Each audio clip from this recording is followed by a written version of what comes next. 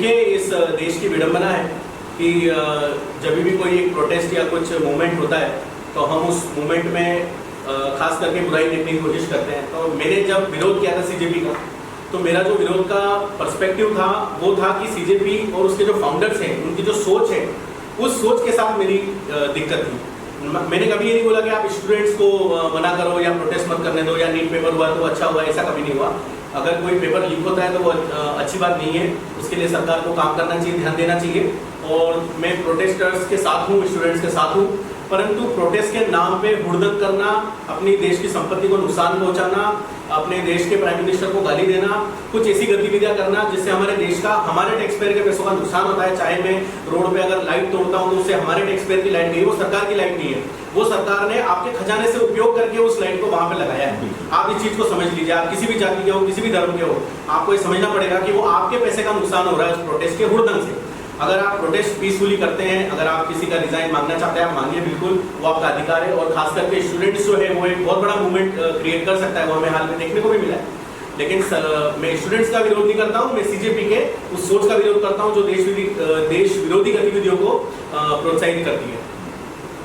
तो जिस तरह की बातें कर रहे हैं आप, कई लोगों के ये भी एलिगेशंस हैं कि कहीं ना कहीं आप बीजेपी के साथ जुड़े हैं या कहीं से आपको फंडिंग मिली है ये सब करने के लिए, तो इन सब के बारे में क्या कहना चाहिए? देखिए, मैं आपको एक चीज़ बताना चाहता हूँ। अगर आप किसी भी ऐसे पार्टी के लिए बात करते हो जो आपके देश को सपोर्ट करता है, तो अक्सर लोग हमारे ऊपर एलिगेशन लगा देते हैं कि भाई आप बीजेपी के हो। अगर मैं किसी ऐसे शासन की बात करता जहाँ पे कोई कांग्रेस की गवर्नमेंट है और अगर मैं वहाँ की बात करूँगा तो आप बोलोगे भाई आप कांग्रेस के हो, राइट।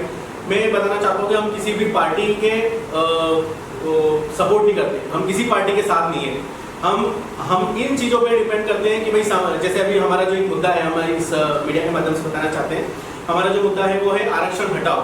और इसी चीज़ पे हम आरक्षण हटाओ अगस्त क्रांति का एक लॉन्च भी करना चाहते हैं आपके माध्यम से, अगर आप देख सकते हैं। तो ये मैं इसलिए बताना चाहता हूँ कि आरक्षण हटाओ अगस्त क्रांति ये हमारा एक मूवमेंट है। और अगर मैं बीजेपी से होता तो बीजेपी कभी नहीं चाहती कि आरक्षण हटे, चाहे कांग्रेस हो या कोई पार्टी देश की नहीं चाहती कि आरक्षण घटे। सब चाहते हैं कि आरक्षण बना रहे ताकि उनके वोटर्स की जो लोकप्रियता है वो परसेंटेज बना रहे, राइट। तो इसीलिए ना बीजेपी चाहती है ना कांग्रेस चाहती है कि आरक्षण हटे, लेकिन मैं इस मुद्दे को चाहता हूँ। और ये स्पष्ट है कि अगर मैं ये चाहता हूँ कि आरक्षण हटे तो ना मेरा किसी पार्टी के साथ में कोई संबंध है, ना मेरा ऐसा कोई फ्यूचर में प्लान है कि मैं कोई संबंध करूँगा। पुनीत जी, काफ़ी लंबे समय बाद आपसे मुलाकात हो रही है, तो आप सेंटी का समर्थन कर रहे हैं, क्या कहना चाहेंगे अगस्त क्रांति और आरक्षण हटाओ के बारे में? और जो सेंटी का पिछला था जिनमें इन्होंने सीजेपी का विरोध किया था, तो आप किस तरह से जुड़े हैं और क्या कुछ कहना चाहेंगे इसके बारे में? जी, मैं तो बस यही, एक तो आपके सारे श्रोताओं को और आप सभी को कैमरा के पीछे में प्यार भरा नमस्कार। शुरुआत करता हूँ हमेशा जय श्री महाकाल और जय माता दी करके, और हमेशा कहता हूँ कि मेरे खुले मनोस्थिति वाले मुसलमान भाई बहनों को, क्रिश्चियंस को एक मेरा प्यार भरा आदाब और वेरी गुड मॉर्निंग। ऐसे मैं अपने चैनल में भी ऐसे लोगों को बोलता हूँ ताकि सब सुने जो ऊपर वाला बुलवाना चाहता है। आरक्षण तो अंग्रेज़ों का किया गया था। देखिए, हमारी भारत भूमि जो है वो वर्णों में बटी हुई है, ब्राह्मण, क्षत्रिय, वैश्य और शूद्र। तो ये एक जीवन व्यवस्था है और उसको जीवन व्यवस्था को आगे चलाने के लिए ब्राह्मण होते थे। फिर समय बीता, सनातन इवॉल्व हुआ और बहुत कुछ चीज़ें हुई, बहुत सारा एवोल्यूशन हुआ। और आज हम इस युग में जी रहे हैं 2026 में, जहाँ पर और हमें और विकसित होने की ज़रूरत है, और भी मतलब इम्प्रूव होने की ज़रूरत है। वक्त के साथ साथ यही सनातन संस्कृति कहती है कि वक्त के साथ साथ बदलो, एक अच्छे इंसान बनो। तो आरक्षण रही बात, ये तो अंग्रेज़ों ने किया था। आरक्षण का मतलब मैं मानता हूँ कि मतलब जो होनहार भी नहीं है, जिसमें वो काबिलियत भी नहीं है, लेकिन उसको छोटी जाति या SC ST में उसको आगे बढ़ जाकर आप डॉक्टर बना दोगे तो पता नहीं कुछ लोगों की जान को हानि हो सकती है। अगर आप उसको सिविल इंजीनियर बना दोगे तो पता नहीं कैसे पुल बन रहे हैं, आप देखोगे। तो मेरे ख्याल से किसी भी छोटी जाति, जैसा कहते हैं SC ST, कोई छोटी जाति नहीं है। ये सब अंग्रेजों ने आपके दिमाग में डाला हुआ है आपको छोटा बनाने के लिए। हम सब एक हैं भाई, कोई जाति नहीं, कोई धर्म नहीं, कुछ भी नहीं। जिसके आप पास हुनर है, जिसके पास काबिलियत है, उसको आगे आना चाहिए। और ये क्या है ना, बहुत बढ़ता जा रहा है हमारा संसार बहुत आरक्षण में ही 48-49% चला जाता है, तो जो मिडिल वाला है वो कहाँ जाएगा? अमीर वाला को तो परवाह ही नहीं है, वो तो चला रहा है, मतलब उनके बाप बच्चे जो भी अपने बिजनेस से चले जा रहे हैं। तो आरक्षण एक समय पर जरूरी था मेरे ख्याल से, वो भी अंग्रेजों के नजरिए से जरूरी था, और अभी मेरे ख्याल से आरक्षण को बिल्कुल हटाना चाहिए। जिसमें काबिलियत है उसी को ऊपर आना चाहिए, और ये छोटी जाति या SC ST को अपने आप को छोटा महसूस नहीं करना चाहिए। हर जाति, कोई ब्राह्मण हो, वैश्य हो, शूद्र हो, क्षत्रिय हो, सबको कंधे से कंधा मिलाकर इस भारत भूमि को आगे लेकर जाने के लिए चलना चाहिए, मेरा यही मानना है। और रही बात आपके दूसरे सवाल की, CJP का पूरा फॉर्म है कॉकरोच जनता पार्टी, और आप बीजेपी का जिक्र कर रहे थे सैंडी के साथ, मैं भी किसी पार्टी का समर्थक नहीं, हमारी आंखें खुली, हम देख रहे हैं कौन अच्छा कर रहा है कौन बुरा कर रहा है, ठीक है। अगर बीजेपी आज की डेट में अच्छा कर रही तो हम बीजेपी के साथ है, अगर कांग्रेस अच्छा कर रही थी तो हम कांग्रेस के साथ होते। तो CJP का मतलब क्या है? कॉकरोच जनता पार्टी। बीजेपी का मतलब क्या है? भारतीय जनता पार्टी। मेरे नजरिए से CJP हमारी युवा को कॉकरोच बना रही है। आपको कॉकरोच बनना है या भारतीय जनता पार्टी? मेरे नजरिए से भारतीय जनता पार्टी आपको, युवा को भारतीय बना रही है, आपको भारतीय बना रही है। जो हमारा कल्चर खोते जा रहा है, जो हमारा कल्चर खत्म सा हो गया, आपको भारतीय बनना है या आपको कॉकरोच बनना है? अभी आपने सैंडी से प्रश्न किया था कि बच्चे का हुआ, ये नीट का एग्जाम पेपर लीक हुआ, सारी हिस्ट्री खुल के आ गई। समुद्र मंथन भी ऐसा था कि जब मंथन हुआ तो पहले विष निकला था, फिर अमृत निकला, और फिर कल्याण हुआ, संसार का उद्धार हुआ, विस्तार हुआ। तो पहले हमको देखने को लगा, सारे लोगों ने, हमको भी लगा ये मोदी और बीजेपी सब विलन है, वो निकला विष मंथन में से, ठीक है। उसके बाद हमने देखा कि भैया हमने तो, मैं पर्सनल बात कह रहा हूँ सैंडी, कि मैंने तो किसी भी वो 21 बच्चे जो बेचारे जिन्होंने अपनी जान दे दी पेपर लीक की वजह से, और ये पेपर लीक इतिहास में कई बार हुआ है, कांग्रेस में तो और ज्यादा हुआ, बड़ा गंभीर हुआ है। मैंने तो एक भी माँ या एक भी बाप को नहीं देखा कि मेरी बच्ची का कॉम्पनसेशन दो, एक भी। कई सारी रील्स, जब पहले मंथन भी हो रहा था, विष भी निकला, तो उसमें भी मैंने देखा नहीं एक मजलूम माँ बोल रही है या बाप बोल रहा है कि मेरी बच्ची मर गई, मुझे एक कुछ कॉम्पनसेट करो, आप मुझे, मेरे को एक एडजस्टमेंट दो, एक को भी नहीं देखा। देखिए क्या है ना, ये जो हो रहा है, एक बीजेपी जो पार्टी कर रही है, आज आप देख रहे हैं airport, railway station, infrastructure, road. आज हमारा प्राइम मिनिस्टर जो है वो कहीं भी जाता है, बाप रे, बड़े से बड़े शेख, बड़े से बड़े लोग, सब लोग आदर सम्मान में उठ जाते हैं और उनको प्रणाम करते हैं, क्योंकि उनका एक औरा है। अभी ऐसे ही है क्या? सब लोग ऐसे ही पागल होने जा रहे हैं। हम भारत की स्थिति देख रहे हैं, आज भारत देश किस लेवल पर आ गया। आज हम टक्कर ले रहे हैं एकदम अमेरिका के साथ खड़े हुए। क्या थे हम लोग 15-18 साल पहले? करप्शन से भरा हुआ देश, 2G स्कैम, चारा स्कैम, कोल स्कैम, स्कैम पे स्कैम पे स्कैम। तो मैं ये मानता हूँ, एक उदाहरण की तरह पेश करूंगा, बीजेपी एक दिए की तरह, दिए की लौ होती है ना, वो उसकी फ्लेम जो होती है, एक टिमटिमारी है बहुत प्यार से। अभी एक बार वो लौ फड़फड़ाई तो सब लोग आ गए, गलत कर रहा है ये CJP, आपके कांग्रेस वाले, आपके आम आदमी पार्टी। एक आदमी है देवता की तरह आगे, लेकिन उसके नाम पर कुछ प्रॉपर्टी भी नहीं है यार नरेंद्र मोदी को। अभी मेरे ख्याल से 1.5 साल पहले उनकी कोई प्रॉपर्टी थी, वो भी उन्होंने बेच दी। अपनी बीवी, अपनी माँ, सबको पीछे आदमी देश सेवा के लिए आगे निकल गए। यहाँ पर बैठ पाएंगे वो जो जोत जो है, एक सेकंड के लिए भी फड़फड़ाई, जैसे स्थिर रहती है ना जोत, आपकी जोत एक सेकंड के लिए भी फड़फड़ाई तो सारे का सारा राक्षस इकट्ठा हुए, देख जोत फड़फड़ाई, देख जोत फड़फड़ाई। क्या है? ऑपोजिशन होता है, अगर आपकी रूलिंग पार्टी कुछ बुरा कर रही है देश के लिए तो आप उनको करेक्ट कर रही है, तो सिर्फ अच्छा ही अच्छा कर रही है तो ऑपोजिशन अपना फर्ज निभा रही है कि इनको करेक्ट करो। अभी देखिए अनंत काल से ऐसा ही चलता आया है कि राक्षस जो होता है वो देवता को गलत समझता है, और देवता भली भांति जानता है नैतिक आंखों से राक्षस गलत है।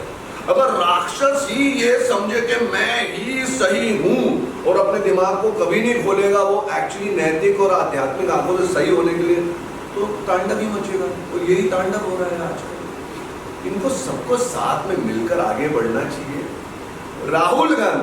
राहुल गांधी इतना जला हुआ है, बोलता है वो तो यही सोच रहा होगा ना, ये तो मेरी दादी का देश है, ये तो मेरे बाप का देश है, ये चाय वाला कहां से आ गया? तो वो ही उसी जलन में वो सड़ता जा रहा है। एक राक्षस वृत्ति का इंसान है। मैं ज्यादा न्यूज देखता हूँ नहीं, हफ्ते में एक आध दिन कैचअप कर लेता हूँ, है ना। गोदी मीडिया क्या होती है, मोदी मीडिया क्या होती है, मैं बस देख रहा हूँ भैया कि एक देश जहां चला गया, मैं भी ट्रैवल करता हूँ अयोध्या को, तो मैंने देखा क्या ट्रैवल, क्या प्रोग्रेस हो रही है, चाहे वो ओवरऑल इंफ्रास्ट्रक्चर में हो, हर जगह हो।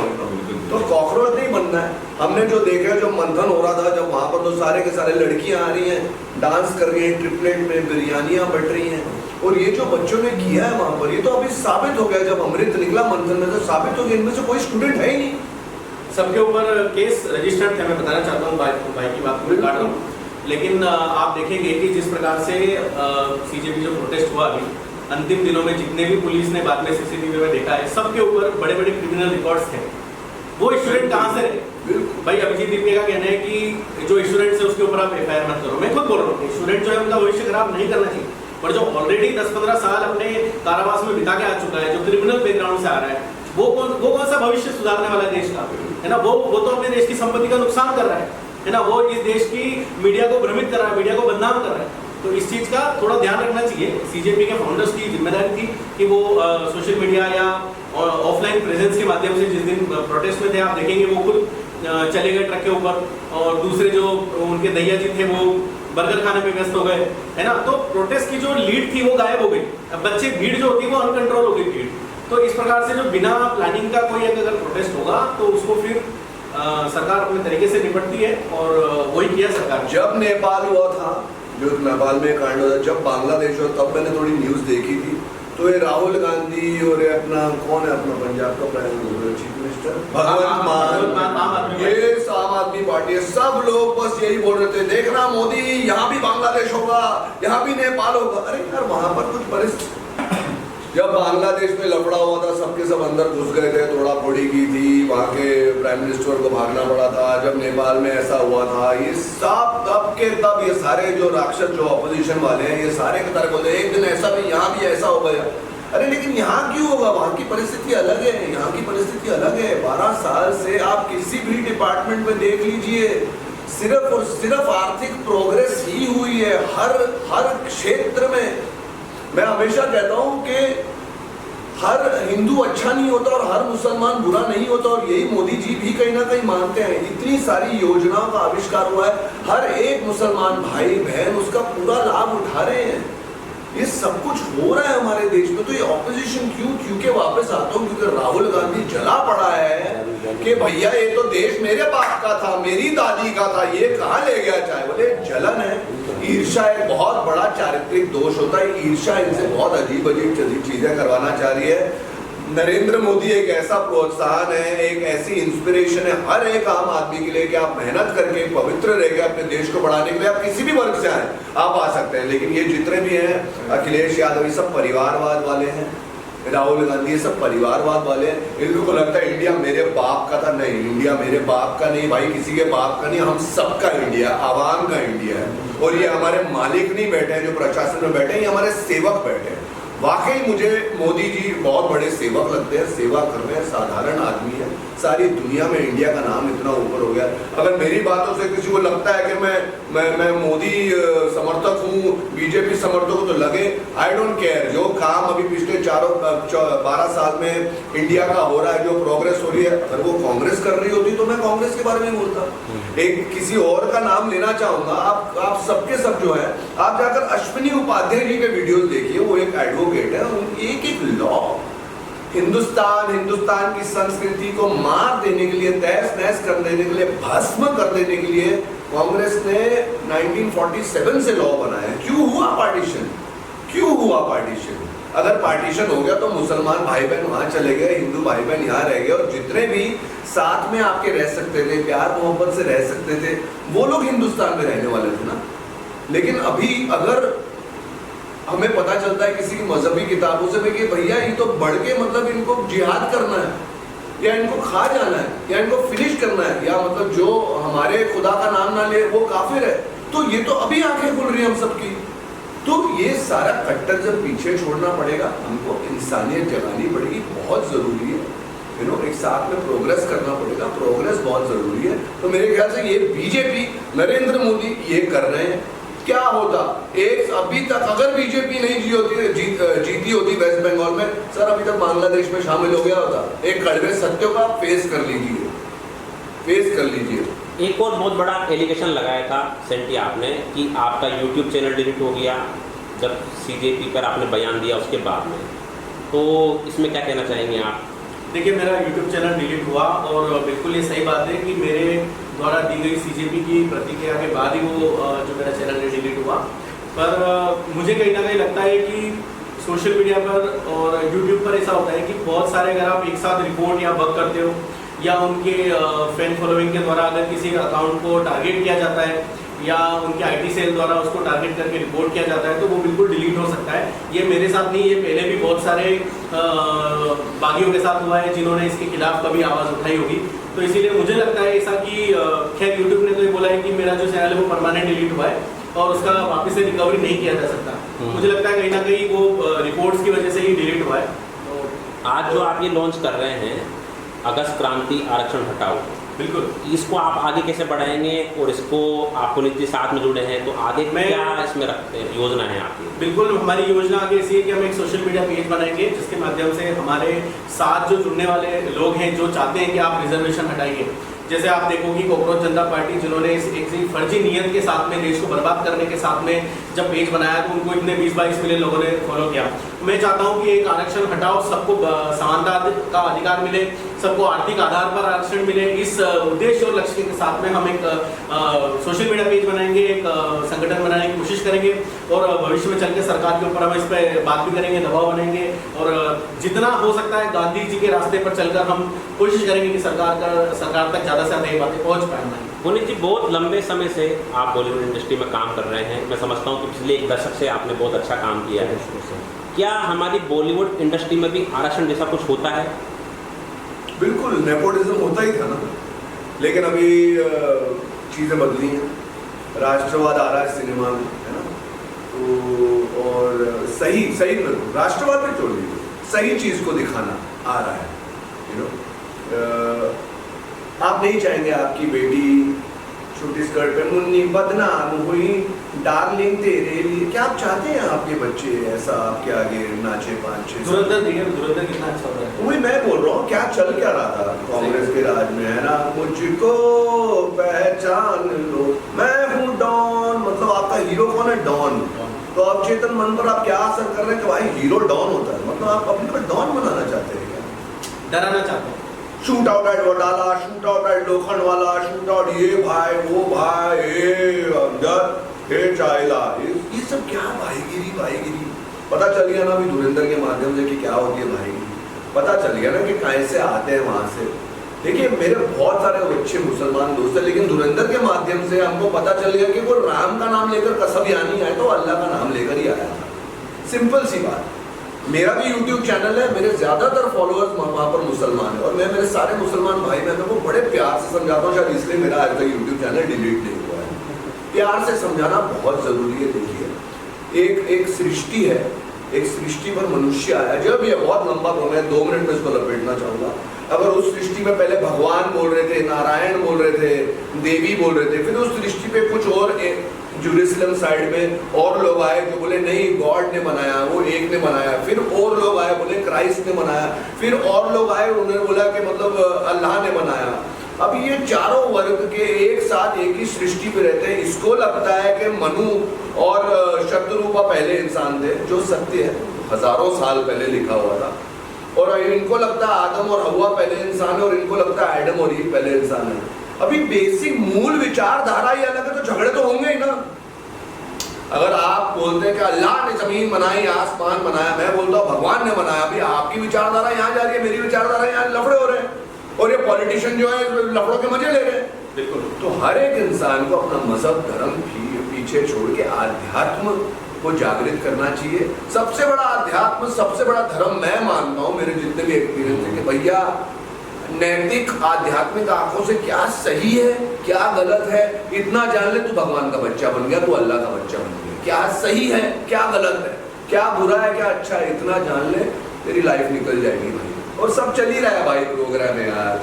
ये हम जिस चेयर पर बैठे हैं वो चेयर बनाने वाला कोई, हम एक इंटरव्यू देख रहे हैं उसको रिकॉर्ड करने वाला कोई रिकॉर्ड कर, तो ईश्वर चला ही रहे हैं सबको, तो शांति से चलना है और उसका आदेश लेना है, अंदर से मिलता आदेश। बस ये सब पॉलिटिक्स में ये क्या कर रहे हैं, आम आदमी पार्टी में, मैं वापस उदाहरण देना चाहूँगा 10 सेकंड में, एक लौ चमक रही है इतने सालों से और सारा का सारा अंधेरा पास में जलन खा रहा है कि नहीं भैया हमारा वक्त आए, हमें सब कुछ वापस अंधेरे में लाना, बंद करो ये रोशनी। यही हो रहा है आपका सीजेपी बीजेपी जो हो रहा है, ठीक है। और मैं आपको एक और चीज़ बताना चाहता हूँ कि अगस्त क्रांति के नाम से हम एक गाना भी जल्दी लॉन्च करने वाले हैं, जिसमें कुछ पंक्तियाँ इस प्रकार होगी जो किसी भी राजनेता को, चाहे वो बीजेपी हो या कांग्रेस हो, किसी को पसंद नहीं आएगी, लेकिन हम फिर भी जनता के लिए वो चीज़ करेंगे। कुछ पंक्तियाँ इस प्रकार की, देश की जनता रो रही, सरकार चैन से सो रही, ये जातिवाद के दम पे भर गए अपने वोट की झोली, असली मुद्दे खत्म हो गए सारे नेता जाली, और सड़कों में खड्डे हो गए, क्या बजट हो गया खाली। इस बात का जवाब किसी के पास नहीं, सबके मुंह पर पट्टी। इस बात का जवाब किसी के पास नहीं, सबके मुंह पर पट्टी। और देश की मीडिया हो गई अंधी, न्यूज़ दिखा रहे बत्ती। अब हम तो यही करेंगे और हम तो यही कहेंगे, और सुनने की ताकत है सुन लो, हम तो यही कहेंगे। इस प्रकार से जो हमारा अगस्त क्रांति का गाना होगा वो पूरा एक इस मुद्दे पर होगा कि किस प्रकार से जो शोषण करते हैं राजनेता, और उसका जो फायदा है वो राजनेता के बच्चे उठाते हैं, विदेशों में पढ़ाई करते हैं, चाहे वो बीजेपी के हो, कांग्रेस के हो। आप किसी भी पार्टी के बड़े पॉलिटिशियन का, मैं आपको नाम नहीं ले रहा हूँ कि आप कांग्रेस का करो या आम आदमी पार्टी, किसी भी पार्टी के बड़े पॉलिटिशियन के बच्चे का रिकॉर्ड उठा के देख लो, वो विदेशों में है। सिर्फ भारत नहीं, किसी भी देश का, नेपाल में जो मूवमेंट हुआ या उसके पहले बांग्लादेश में जो मूवमेंट हुआ, उसका वजह ही ये था कि वहाँ के जो राजनेता थे वो जनता के बीच ग्राउंड लेवल की बातें करते थे, लेकिन उनके बच्चे लुई विटॉन और गुच्ची के बैग्स फ्लेक्स करते थे सोशल मीडिया पे। तो वहाँ की जो जैन जनता थी उन्होंने गुस्सा किया। तो इस प्रकार से भारत के भी जो नेता है उनको देखना चाहिए कि उनके बच्चे अगर विदेशों में पढ़ रहे हैं तो वो खास करके भारत के बच्चों को ज्ञान मत दो कि हम यहाँ पे यूनिवर्सिटी बना रहे हैं, हम ये कर रहे हैं। आप अगर आपके बच्चों को विदेशों में भेजते हो तो आप कोशिश करो कि आप यहाँ इन्वेस्टमेंट ज़्यादा करो, ताकि आपके बच्चों को बाहर जाने की जरूरत ना पड़े। तब आप एक असली राजनेता के रूप में हमें स्वीकार होगा। ये तो वैसे राजनीति की बात है। उसके अलावा ऑडियंस जानना चाहती है कि पुनीत जी और सेंटी के कौन से नए प्रोजेक्ट, कौन से नए गाने या कौन से नए शोज आने वाले। मैंने अभी आपको बताया मेरा अगस्त क्रांति गाना आने वाला है। इसके अलावा मेरे कुछ पर्सनल प्रोजेक्ट्स भी आने वाले हैं। एक गुजराती फिल्म का भी अनाउंसमेंट होने वाला है, तो उसको लेकर भी हम कुछ गाने कर रहे हैं। उसका म्यूजिक और जो बैकग्राउंड म्यूजिक का काम है वो नहीं कर। बिग बॉस या अन्य रियलिटी शो में भी जाने की बहुत सारी चर्चाएं चल रही है आपको लेकर। लेकिन चर्चाएं तो मीडिया का काम है, वो आप लोगों की जिम्मेदारी है, आप उसको कैसे चलाते हैं। चर्चाएं चलने दीजिए, बिल्कुल मैं चाहता हूँ, लेकिन अभी इस पर मुझे लगता है कि बोलना सही नहीं, क्योंकि आज हमारा जो मुद्दा है वो आरक्षण खत्म करने का मुद्दा है। ठीक है, इसको लेकर आप लोग भी जंतर मंतर पे जाएंगे? बिल्कुल, अभी आप लोग हमारी आवाज फैलाएंगे यहाँ से, है ना। जिस प्रकार से मीडिया हमको दिखाएगी, अगर हमारे साथ लोग जुड़ते हैं और डेफिनेटली हमें अगर मौका मिलता है प्रदर्शन करने का, तो बिल्कुल हम चाहेंगे कि हम रोड पे खड़े रहें। और मैं आपको एक बात ये भी बताना चाहता हूँ कि हम जंतर मंतर से भागने वाले भी नहीं। अगर हम चाहेंगे तो हम ट्रक पे चढ़ के किसी नेता की तरह, है ना, जनता को आगे नहीं करेंगे लट खाने के लिए। अगर लट खाएंगे तो हम खाएंगे पहले, उसके बाद हमारी पब्लिक खाएंगे। हमने रिसर्च की है आपके गानों को लेकर के। सेंटी शर्मा जो यूट्यूब चैनल डिलीट हो गया पर ऑडियो प्लेटफॉर्म पर वो गाने उपलब्ध हैं, तो वहाँ पर भी जो भाषा है बहुत ज़्यादा अच्छी नहीं है। कुछ गानों में कुछ शब्द ऐसे हैं जो कि बच्चों के लिए नहीं है, और एक तरफ आप बच्चों की बात कर रहे हैं, तो दोहरा पक्ष, ये दो बातें थोड़ी समझ में नहीं आ रही। इसको थोड़ा एक्सप्लेन करें। देखिए, मैं आपको सबसे पहले तो एक सलाह देना चाहता हूँ कि मैं जिस फॉर्म के गाने बनाता हूँ उसको रैप कल्चर बोलते हैं। ठीक है, हिप हॉप कल्चर, ये वेस्ट से इन्फ्लुएंस है। इंडिया में कभी भी रैप नहीं होता था। रैप सॉन्ग्स जो आए वो विदेशों से आए, वहाँ का कल्चर हमने अडॉप्ट किया, उसकी लैंग्वेज बदली। आज देखिए आप तेलुगु, तमिल, कन्नड़ा, हिंदी, इंग्लिश सब लैंग्वेज में रैप सॉन्ग बन रहे हैं। और ये जो हमारा आर्ट फॉर्म है, इस फॉर्म के अंदर थोड़ी बहुत जो हमारे अंदर का गुस्सा होता है, एग्रेशन होती है, उसको दिखाने का एक तरीका है रैप में। तो इसीलिए उसमें कुछ ना कुछ शब्दों में गाली होती है। खास करके मैं दूसरों रैपर्स का नहीं जानता, लेकिन मैं अगर मेरी बात करूँ तो मैं गाना जब अपलोड करता हूँ तो उसको 18+ कैटेगरी में डालता हूँ, ताकि वो बच्चे ना देख पाए। और रही बात मेरे गानों में गाली की, तो बिल्कुल वो हमारे आर्ट फॉर्म का हिस्सा है। तो आपको सबसे पहले कल्चर समझने की जरूरत है कि रैप सॉन्ग्स का कल्चर क्या होता है। उसके बाद आप बिल्कुल ये बता सकते हैं कि हमारे गानों में गाली होती है। और मेरे ख्याल से शर्मा जी को आपका एक सुझाव लेना भी चाहिए, इशारा भी लेना चाहिए, और आगे गाली वाली अवॉइड करनी चाहिए। कोशिश करेंगे कि हमारे गानों में आने वाले समय में मैं तो इनके साथ एक ही मन पर बैठे हूँ कि ना करे, ऐसा है ना। लेकिन और क्या है ना, संस्कृति हमारी, कभी इन्होंने बात किया था बड़े बड़े मिनिस्टर के लुई विटॉन पहन के, हमारी मूल संस्कृति क्या है, सनातन संस्कृति। कृष्ण क्या कह गए, राम जी क्या कह गए, महादेव पार्वती का क्या कहना था, हमारे ग्रंथ, हमारे उपनिषद कौन जानता है। मैं भी नहीं जानता था, लेकिन 4 साढ़े 4 साल से मैंने स्टडी की और उस समर्पण के साथ आपका जीवन बड़ा शांत निकलता है, आपकी इंद्रियां शांत होती हैं और आप एक बड़ा आत्मिक आध्यात्मिक जीवन जीते हैं। जितने भी सीजेपी के प्रोटेस्ट में था ना, इनकी इंद्रियां करप्ट थी, इनको मजा चाहिए, इनको मस्ती चाहिए, इनको खाना चाहिए, इनको गाली देना प्रधानमंत्री को, ये आपकी इंद्रियां दूषित हो चुकी हैं, ये इसका परिणाम होता है। क्या सीजेपी जैसी पार्टी को हमारी यूथ फॉलो करके वाकई कॉकरोच बनना चाहती है कि या अपने भारतीय कल्चर को जानकर एक भारतीय बनना चाहती है? ये मैं सवाल आपके साथ छोड़ रहा हूँ अपनी तरफ से, भारतीय बने। अगर आज मैं इस इंटरव्यू पे आ रहा होगा और जीन्स और टी शर्ट की बजाय मैं धोती और कुर्ता पहना तो मैं पहनते हो मुझे भी अजीब लगता कि धोती कुर्ता कहाँ पहनना, लेकिन मेरी तो ये संस्कृति है। इसने पिछले 100-150 साल में 300-350 साल मुगल राज करके गए, 200 साल अंग्रेज राज करके गए, हमारी संस्कृति कहीं खो गई है। हमारी संस्कृति को जानिए, उसके अंदर घुसिए और फिर मोक्ष प्राप्ति के मार्ग पर चलिए। क्या आपका क्या मेरा है? मैं हमेशा कहता हूँ ना हिंदू बन ना मुसलमान बन, इंसान का जन्म मिला है, अच्छा इंसान बन। सर हाल ही में आपने कहा स्टार्टिंग में कि हमारा विरोध प्रोटेस्ट को लेकर है, लेकिन आपने तो पूरा विरोध राहुल गांधी, कांग्रेस पार्टी, अभी हाल ही में राम मंदिर से दान पेटी से पैसा चोरी हुआ, क्या उसके भी जिम्मेदार कांग्रेस पार्टी और राहुल गांधी है? मैं हमेशा कहता हूँ कि हर हिंदू बुरा अच्छा नहीं होता और हर मुसलमान बुरा नहीं होता, तो उन लोगों पर पूरी जांच की जा रही है। अभी नीट पेपर्स का ये जो है पूरा का पूरा इसका निष्कर्ष निकाल दिया गया है, बड़ी से बड़ी लॉ निकाल दिया गया, सारा कुछ बैन, उसके ऊपर भी कांग्रेस रो रही है, राहुल गांधी रो रहा है, आम आदमी पार्टी वाले रो रहे हैं। ये सिर्फ राक्षस वृत्ति वाले भाई, अगर आप थोड़ा अध्यात्म में घुसे, जो थोड़ा मैं घुसा, आपको साफ दिखता है कि किसकी क्या नियत है, तो राहुल गांधी ये बात बोल रहे हैं, तीसरी बार बोल रहा हूँ मेरे ख्याल से, मेरे बाप का देश है, मेरी दादी का देश है, चाय वाला कहाँ लेकर जा रहा है? अरे चाय वाला कहाँ लेकर जा रहा है? सब जो बेसिक आध्यात्मिक लोग सब देख रहे हैं। जो अच्छे मुसलमानों में कितने रील देखता हूँ, कोई एआई नहीं हो, कितना समर्थन करते हैं, लेकिन जो कट्टरवादी हैं, जो इंडिया को भी फाइनली गजवाए हिंद करके मतलब पाकिस्तान का हिस्सा जर्रा इस्लामिक कर देना चाहते हैं, वो लोग कभी मोदी जी को पसंद नहीं करेंगे, क्योंकि उनकी मुहिम रुक गई है। और मैं बताना चाहता हूँ के मुद्दे पे आपने बिल्कुल अच्छा सवाल किया।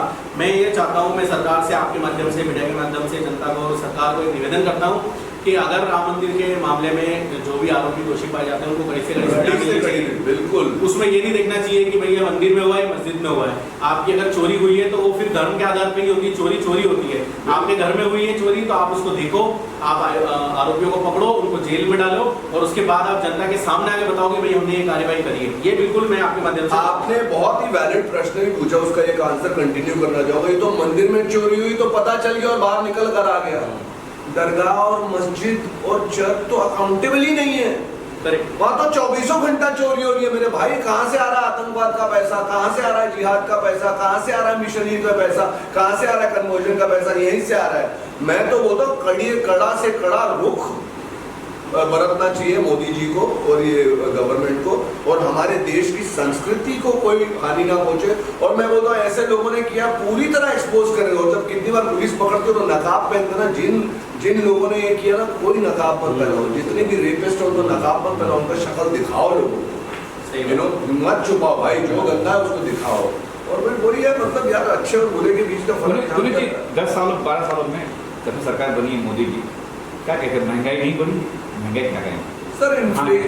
इन्फ्लेशन है डेफिनेटली बढ़ी है, रोजगार भी बोलते बेरोजगारी है। देखिए जो गुंडा था, जो भाई था, जो सभा में 50-50, 500 ले रहे, बेटा आपने टेंशन मत ले, हमारा है सब हमारा है, वो गुंडागर्दी करने वाला ना, उनको बेरोजगारी हो गई है। अच्छा, मैं आपसे पूछना चाहता हूं, लेकिन ईमानदार आदमी जो वाकई मेहनत करने का, मेक इन इंडिया, आत्मनिर्भर भारत, बहुत सारी चीजें खुली हैं, चाहे ब्रह्मोस से हो, चाहे हमारे इतने सेकंड वर्ल्ड बिगेस्ट हम लोग मोबाइल मैन्युफैक्चर बन गए, गाड़ी टाटा रेंज रोवर सब, जिनको मेहनत करनी है उनके लिए दिशाएं भी खुली है। और जो गरीब है, जिनके लिए गरीब, तो बहुत सारी योजनाएं हैं, बहुत सारी योजनाएं हैं सर। वहां से आपको बहुत दाल चावल वावल सबको राशन आपको मिलता है, संभाला जा रहा है। अभी भी फाइनली तो बीजेपी भी इस क्षेत्र में जागी ना थोड़ा, ये नीट का ये हुआ जागी, अभी कानून बनाना, ऐसे थोड़ी कोई परफेक्ट है, सभी इवॉल्व कर रहे हैं, सभी सीख रहे हैं, सब अच्छा बेटर से बेटर बन रहे हैं, तो सभी बने। अच्छा, मैं आपसे एक और चीज बताना चाहता हूँ कि आपने पूछा कि भाई 12 सालों में महंगाई बढ़ी, आपने जो मकान 12 साल पहले लिया था उसकी कीमत कितनी थी 12 साल पहले, और आज उस मकान की कीमत क्या है? आप देखिए पिछले 12 सालों में जो मुंबई में, खास करके आज हम प्रेस कॉन्फ्रेंस मुंबई में कर रहे हैं, मैं यही की बात करता हूँ कि जिस फ्लैट की कीमत या जिस प्लाट की कीमत पहले 12 साल पहले जो थी क्या आज वो सेम है? यहाँ करोड़ों की कीमतें हो चुकी हैं। जो 50 लाख का फ्लैट था वो आज 1.5 करोड़ का हो चुका है। तो आप एज ए जनता अपने आप की थोड़ी माइंड को स्ट्रॉन्ग करिए, अपने आप को ये समझाइए कि कोई सरकार आपकी महंगाई नहीं बढ़ा रही। सरकार महंगाई बढ़ा रही तो आपका मकान भी महंगा बढ़ा, महंगाई आप बढ़ा रहे हो। आप अपने मकान को 12 साल पुराने रेट पे बेचिए, सरकार भी आपको 12 साल पुराने रेट पे राशन दे देगी। और जो गरीब है उसको तो वैसे 2-4 रुपए में गेहूं चावल मिलते हैं, वो कांग्रेस भी देती थी, वो बीजेपी भी देती है। तो महंगाई उनके लिए बढ़ी है जो अपनी मेहनत से काम करके कमाना नहीं चाहता, जो हरामखोरी करना चाहता है, जो बड़े बड़े खाना चाहता है, जो आलस करता है। उसको ये नहीं चाहिए कि मेरे को कमा के मेहनत करके कुछ खाना है। आज आप मेरे मीडिया के साथी हो, आज आप भी मेहनत करते होंगे, सब पैसा कमाते हैं, तभी आप अपना मकान दुकान बना पा रहे हो, चला पा रहे हो धंधा, राइट? आप मेहनत करोगे तो आपको काम मिलेगा। आप सोचोगे कि मैं तो 12-15 साल पुराने जो कीमत में घर था उसकी कीमत तो मुझे ज्यादा मिले, लेकिन चावल मुझे आज के 15 साल पुराने रेट पे चाहिए। तो ये क्या है, ये थोड़ा सा इसको हमारी मानसिकता सुधारने की जरूरत है। बाकी खैर आपके जो भी सवाल है हमने अच्छे से कोशिश की है जवाब देने के लिए। आपका और कुछ सवाल है तो बताइए। पुनीत जी, सवाल ये है कि आप बॉलीवुड से बिलोंग करते हैं। इस पूरी सीजीपी प्रोटेस्ट पे हमने देखा बॉलीवुड ने कुछ नहीं बोला, ऑलमोस्ट सभी साइलेंट थे। उस बारे में आपके क्या रवैया है? क्या ये लोग बोलने से डर रहे बॉलीवुड के लोग, और क्या रीज़न क्या है, मतलब क्यों वो शांत थे पूरे मुद्दे पर? शबाना आजमी को हमने देखा, सलमान खान को देखा, भाई सब चुप थे ज़्यादातर। आपकी इस पे क्या? और जिन लोगों ने बोला तो सीजेपी के समर्थन में बोला, हाँ, लेकिन आप विरोध कर रहे हैं तो ये अभी हाल ही में आकांक्षा पुरी में थोड़ा सा इस पे पैसे देके वहाँ गए, मतलब बुलाए गए थे पैसे देके। हाँ बिल्कुल, आकांक्षा पुरी ने मीडिया के सामने आके ये बात क्लियर कर दी है किसने किसको पैसे दिए। आकांक्षा पुरी ने मीडिया में आके खुद बोला है कि मुझे भी पैसा ऑफर हुआ था और दूसरे लोगों को भी पैसा देके बुलाया गया। फिर आकांक्षा पुरी के गट्स को मैं सैल्यूट करता हूँ कि उन्होंने ना तो पैसा एक्सेप्ट किया, ना वो सीजेपी के प्रोटेस्ट में गई, और उन्होंने दूसरा मीडिया के सामने आके वो सब बातें बताई और लोगों को जागरूक किया। तो आपके सामने ही है इसका जवाब, तो है ना, जो पैसा देके बुला रहा है वो सीजेपी है, बीजेपी नहीं है। बीजेपी को जीतने के लिए पैसा देने की जरूरत नहीं है, ना मुझे बीजेपी से पैसा लेने की जरूरत है। भगवान की दया से हमारी दाल रोटी अच्छी चल रही है। कहने का मतलब है कि आप किसी फंडिंग के ऊपर आप ये एलिगेशन लगाना सही नहीं है। और आपने कहा कि मैं बॉलीवुड से हूँ, मैं बॉलीवुड मतलब यार इसको इंडियन फिल्म इंडस्ट्री में बॉलीवुड मेरे ख्याल से दाऊद इब्राहिम ने नाम रखा था इसका। उन लोग का होएगा हॉलीवुड, अपना होएगा बॉलीवुड। क्या है बॉलीवुड? बॉलीवुड हमें हिंदी भारतीय सिनेमा है, भारतीय सिनेमा है। तो मैं सलमान खान शाहरुख खान के बॉलीवुड को बिल्कुल बिलोंग नहीं करता। लोग जानते हैं भाई ये सच बोलने वाला आदमी है ना, और सलमान खान भाई मतलब ग्रेट स्टार है, लेकिन वो भी सब दुबई कराची कैसे सपोर्ट रहा है और सबके सब जानते हैं कि मैं क्यों अपना इस पर ये मुद्दा वो नहीं है हमारा प्रेस कॉन्फ्रेंस। आज का जो हमारा मुद्दा है वो मुझे लगता है आरक्षण था। तो अगर आप आरक्षण के इर्द गिर्द और कुछ जानना चाहते हैं तो बताइए मुझे। मैं तो यहाँ पर बोल रहा हूँ, मुझे 500 करोड़ मिले हैं यहाँ पर बोलने के लिए। मतलब ये सब यार भाई, मैं सत्य बोलने के लिए अपना पेट्रोल जलाकर आया हूँ यहाँ पर, सिंपल सी बात है। और कुछ नहीं, बॉलीवुड कुछ नहीं। जिस बॉलीवुड की आप बात कर रहे हैं, आप जरा अपनी तीसरी आंख दृष्टि से देखिए, बॉलीवुड खत्म हो चुकी है, वो खत्म हो चुकी है।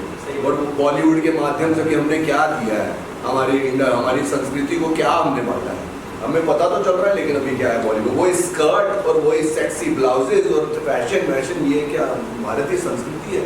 सिनेमा के माध्यम से संस्कार बांटे जा सकते हैं। मैं माता पार्वती से यही प्रार्थना करता हूँ कि सिनेमा के माध्यम से संस्कार बटे। हाँ, कॉमेडी भी आए और सारी चीजें हो, सब रंग का अभिनय हो, लेकिन संस्कार भी बांटे जा सकते हैं। शायद यही वजह है कि बॉलीवुड की फिल्म बहुत ही कम चल रही है, हॉलीवुड की फिल्में बड़ी फिल्में बहुत बड़े बॉलीवुड की चलती है। लेकिन मैं वही बता रहा हूँ कि जो सिनेमा जनता, आज की जनता, 2026 की भारतीय जनता जो सिनेमा देखना चाहती है वो धुरंधर है। हाँ। वो यूरी अटैक वाली मूवी है।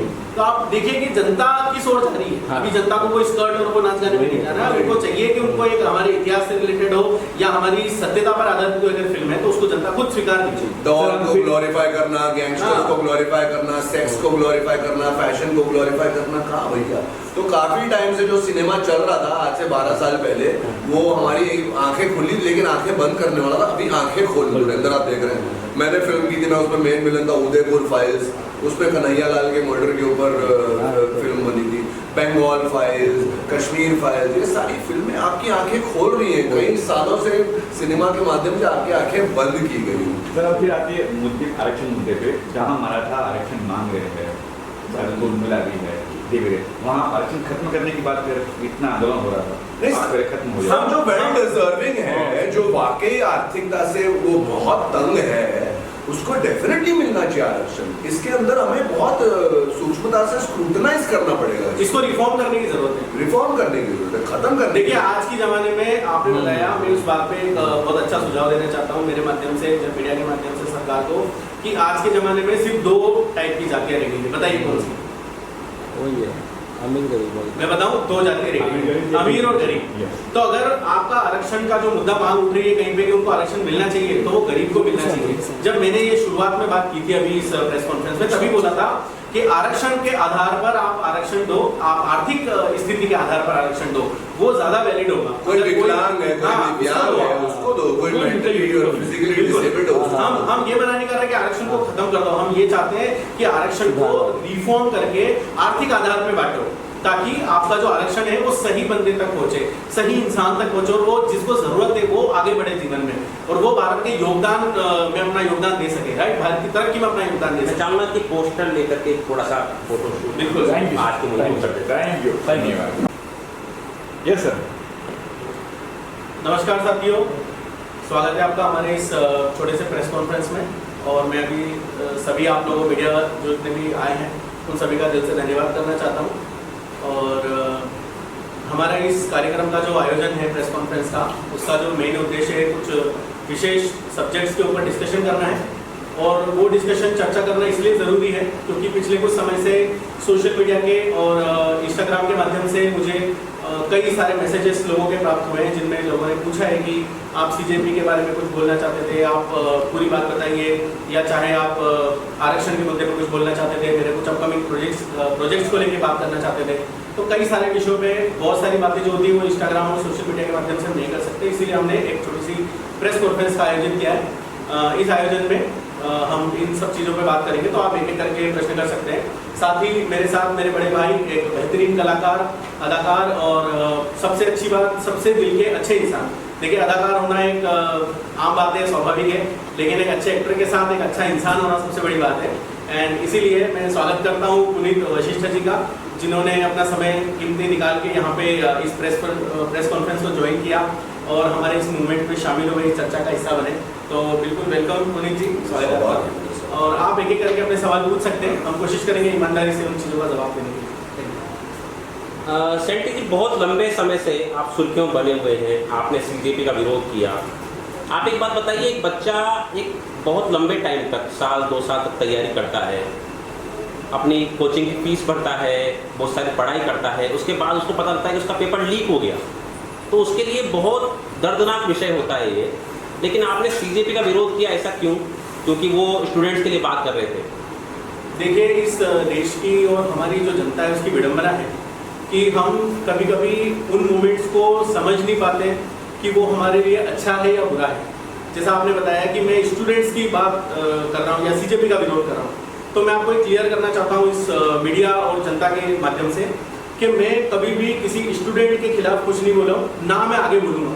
अगर चाहे नीट पेपर लीक का मुद्दा है, किसी और पेपर लीक का मुद्दा है, या चाहे कोई और क्या भाई ये